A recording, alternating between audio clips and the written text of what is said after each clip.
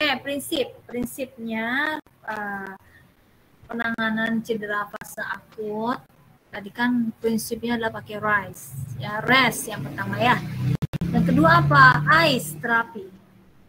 Jadi karena tadi kalau fase akut itu pas terjadi vasodilatasi, maka prinsipnya kita harus memvasokonstriksikan, gitu kan? Jadi kalau memvasokonstriksikan kita kasih apa? Kasih terapi dingin.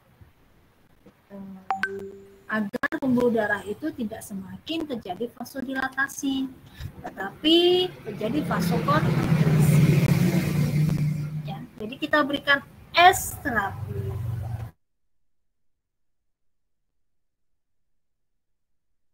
Pecah-pecah, masukin ke kantong plastik, kemudian kita kompreskan, ataukah es pecah-pecah, kasihkan ke air, kemudian handuknya direndam, kita balutkan ke daerah yang cedera, ya, atau bongkahan es itu kita geser-geserkan gini ya, kayak ice massage gitu ya, massage dengan menggunakan es. Ya. Nah, tetapi ingat bahwa terapi es itu nggak boleh lama-lama, nggak boleh lebih dari 3 menit, ya. Kenapa begitu? Karena pada saat lebih dari 3 menit, justru yang dirasakan bukan lagi dingin, bukan lagi terjadi vasokonstriksi pada pembuluh darah, justru setelah 3 menit dia akan mengalami vasodilatasi. Nah, mekanisme inilah yang kita sebut Huntington reflex. Ya, terjadinya vasodilatasi pada pembuluh darah setelah mengalami vasokonstriksi. Itu namanya Huntington reflex. Jadi terapi es ini hanya boleh dilakukan selama 2-3 menit. Ya. Jika si pasien sudah merasa kesemutan, ya, kemudian atau kulitnya itu sudah pucat, ya, nampak pucat, maka itu tanda sudah terjadi vasokonstriksi. Jadi tidak boleh diteruskan lagi. Sudah cukup terapi es. Ya, kemudian diistirahatkan. Nah, baru kompres es lagi, diteruskan lagi, diulang lagi. Jangan dilakukan. Setelah 20 menit istirahat, kamu kompres lagi 2-3 menit, selesai, istirahat lagi sampai 20 menit, kompres lagi, begitu terus sampai 3 hari. Ya, sampai 3 hari.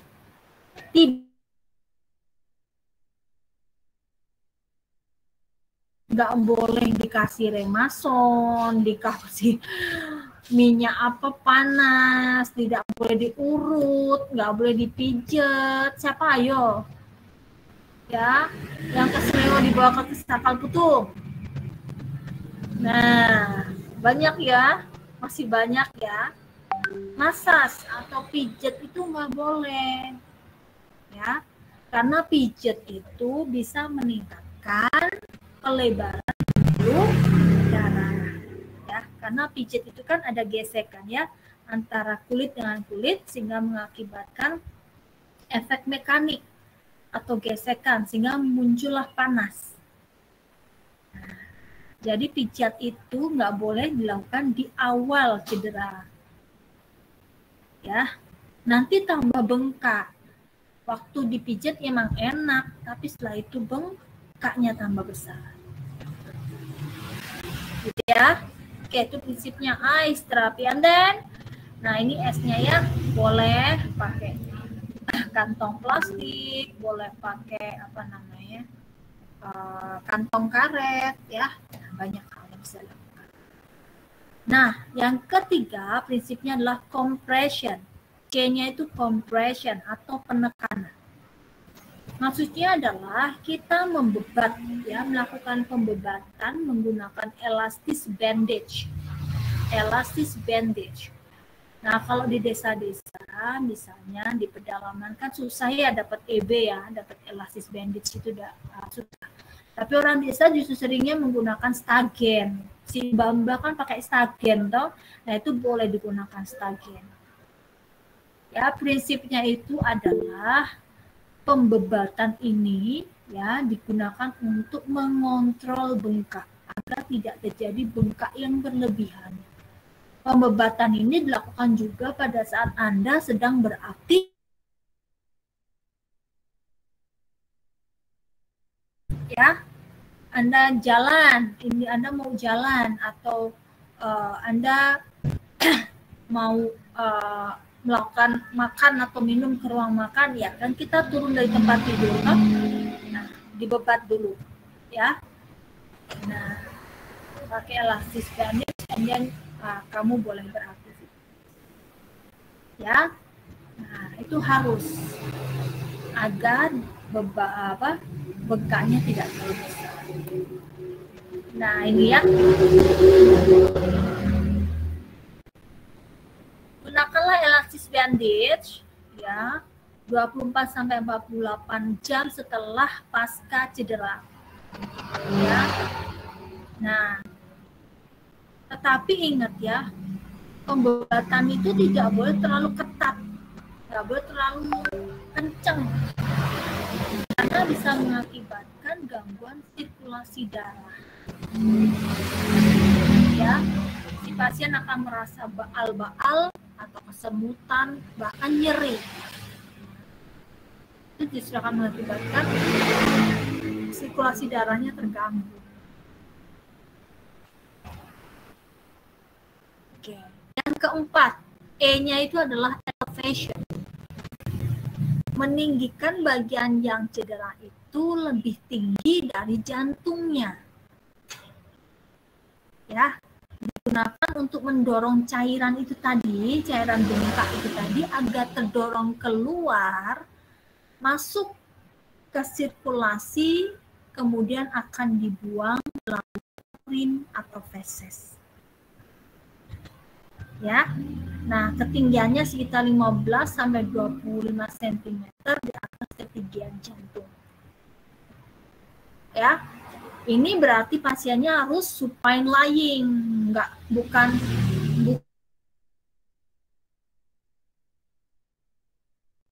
sitting supine prone gitu, udah nggak? Belum ya.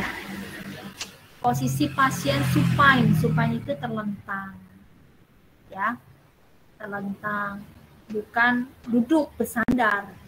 Nah, pada saat dia tidur terlentang, ya lebih bagus. Dan kan berarti ketinggian jantungnya lebih tinggi kan daripada regio yang cedera. Itu ya.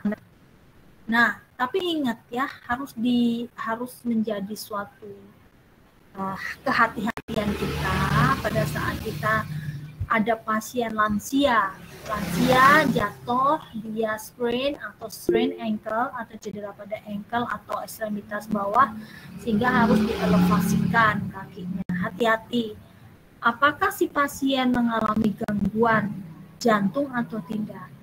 Ya, gangguan jantung atau tidak. Kalau pasien mempunyai kelainan jantung atau gangguan jantung, maka jangan dielevasikan setinggi jantung. Ya, kenapa? Karena pasokan cairan ke jantung lebih banyak kan, sehingga mengakibatkan jantungnya itu bebannya berat. Ya, semakin berat sehingga pasien bisa mengalami dekompensasi jantung atau pembengkakan jantung. Hati-hati ya. Jadi kita harus selalu, kehati-hatian itu perlu kalau pasien terutama lansia. Oke. Baik, setelah masuk ke fase subakut sampai dengan 5 hari dan fase kronis ya. Sampai dengan fase kronis, Kronis itu berarti kan sudah sampai ke remodeling ya. Akut itu kan buat 3 hari. Setelah fase akut selesai, masuk ke subakut, kemudian kronik. Nah, Anda prinsipnya berbeda ya. Tidak lagi menggunakan RICE, tetapi Anda menggunakan prinsip ARP. Heat, activity, rest, and masses. Apa sih heat? Heat itu berarti kan panas. Nah, kalau sudah lewat 3 kayak heating terapi atau terapi panas, boleh dikasih kompres hangat, boleh menggunakan actinoterapi ya, nanti kita belajar, boleh menggunakan infrared atau sinar merah, boleh menggunakan laser, boleh menggunakan kompres.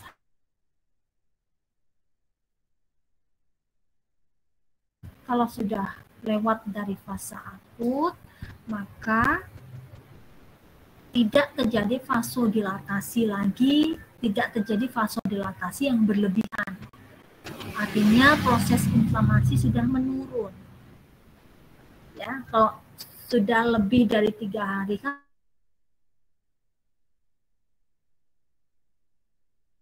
berarti itu kan merupakan fase persiapan ya, persiapan membentuk jaringan yang baru, menyiapkan bahan-bahannya. Nah, pada saat dia menyiapkan bahan-bahannya itu kan butuh sirkulasi yang bagus, ya, sirkulasi yang bagus, butuh bahan nutrisi yang cukup.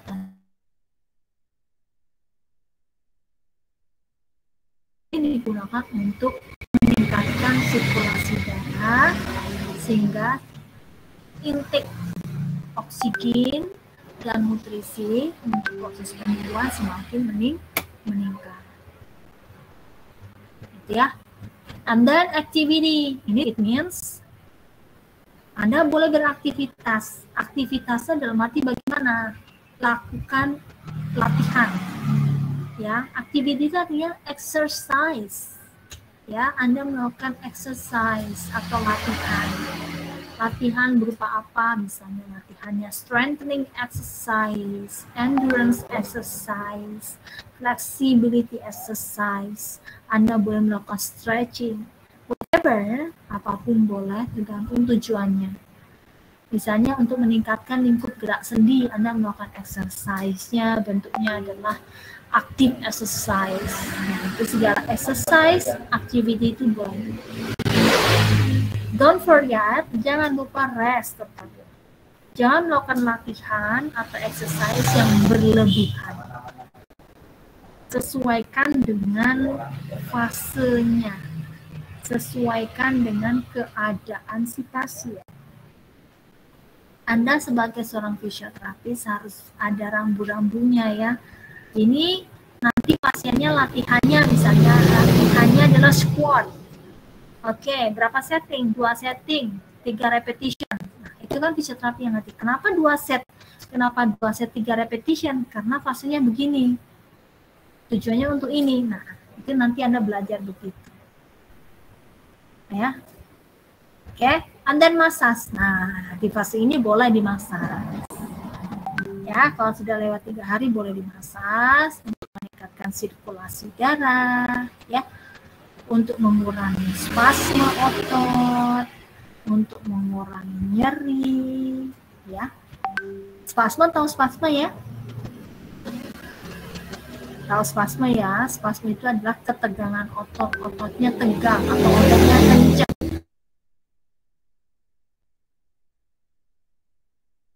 Oleh karena adanya nyeri. Ya. Oke. Sehingga kalau kita memberikan terapi yang tepat, adekuat dari awal, maka fase penyembuhan atau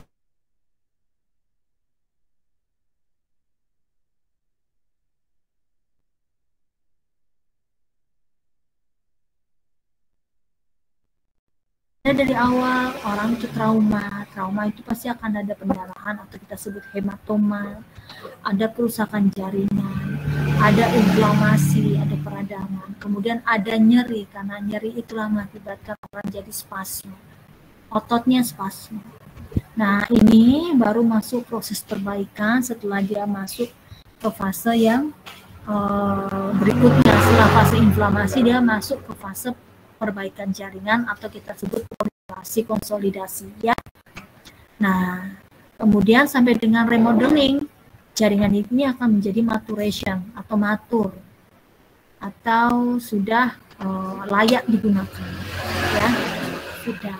Kemudian baru dia boleh beraktivitas, kembali ke aktivitas. Nah, kalau tidak dilakukan bagus, treatmentnya bagus, maka kemungkinan jaringan ini menjadi atrofi. Atrofi itu artinya jaringannya mengecil, ototnya akan mengecil, itu namanya atrofi. Nah, kalau sudah atrofi, kita butuh treatment yang bagus.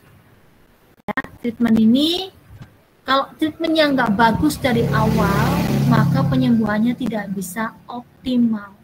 Ya, kalau treatmentnya nggak adequate atau kita sebut inadequate treatment, ya kita mendapatkan hasil yang tidak optimal. Si pasien bisa nggak kembali ke aktivitas, kembali ke olahraga? Bisa, tetapi kemungkinan terjadi cedera lagi sangat tinggi. Bisa terjadi re-injury.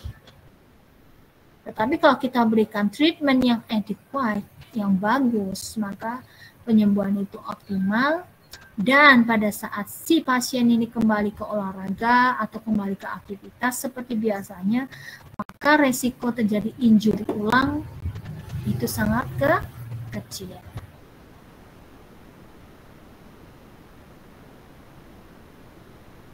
Slide-nya habis. Oke, saya sudah menerangkan semuanya. Apakah ada pertanyaan? Silakan sesi untuk bertanya.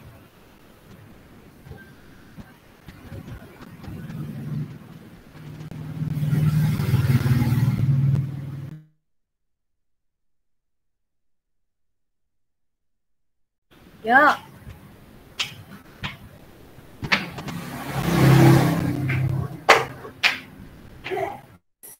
Ibu, saya izin bertanya, Bu. Ya, oke, please. Tadi kan disebutkan di situ ada fase cedera akut ya, Bu.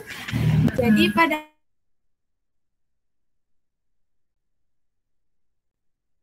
iya, betul.